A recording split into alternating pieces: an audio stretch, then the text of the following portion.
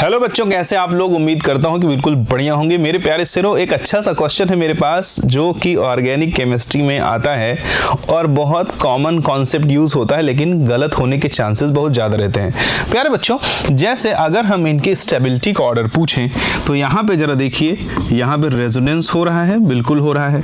यहाँ पर hyper conjugation हो रहा है और अल्फा कार्बन हाइड्रोजन बॉन्ड्स के जो नंबर हैं वो कितने हैं?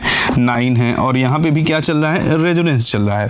तो अगर हम नॉर्मल थॉट से इसको सॉल्व करेंगे तो हमें पता लगेगा क्या कि रेजोनेंस जहां हो रहा होता है वो हाइपर कॉन्जुगेशन पे हावी पड़ता है और सबसे कमजोर कौन पड़ता है? Inductive effect. यानी कि अगर इलेक्ट्रॉनिक इफेक्ट्स की बात किया जाए तो रेजोनेंस सबसे प्रभावशाली इफेक्ट में काउंट किया जाता है।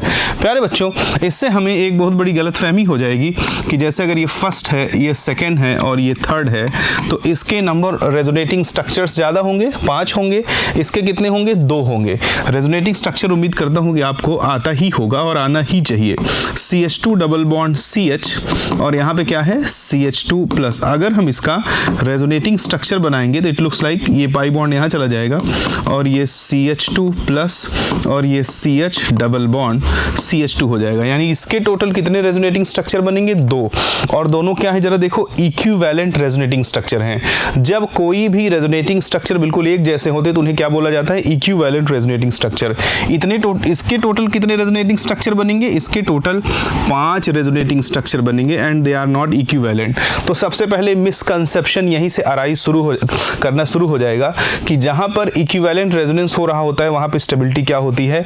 ज्यादा। और हमको लगेगा, क्या लगेगा जरा देखिए, हमको लगेगा कि फर्स्ट की स्टेबिलिटी सबसे ज्यादा है। उसके बाद हाइपर कॉन्जुगेशन और रेजोनेंस में हमें लगेगा कि थर्ड की ज्यादा होगी क्योंकि वहां पे रेजोनेंस हो रहा है और रेजोनेंस डोमिनेटिंग फैक्टर है। और सेकंड में हाइपर कॉन्जुगेशन हो रहा है, इसलिए ये सबसे लास्ट में आएगा स्टेबिलिटी ऑर्डर में। और हम लिख देंगे फर्स्ट, थर्ड, सेकंड और फट से हमारा आंसर क्या हो जाएगा प्यारे बच्चों?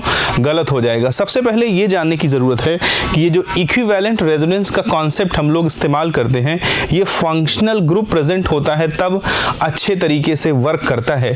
यहाँ पर कोई फंक्शनल ग्रुप मौजूद नहीं है, इसलिए हम यहाँ इक्विवेलेंट रेजोनेंस के कॉन्सेप्ट को इंक्लूड नहीं करेंगे। प्यारे बच्चों, अब आगे जरा बात को सुनना ध्यान से।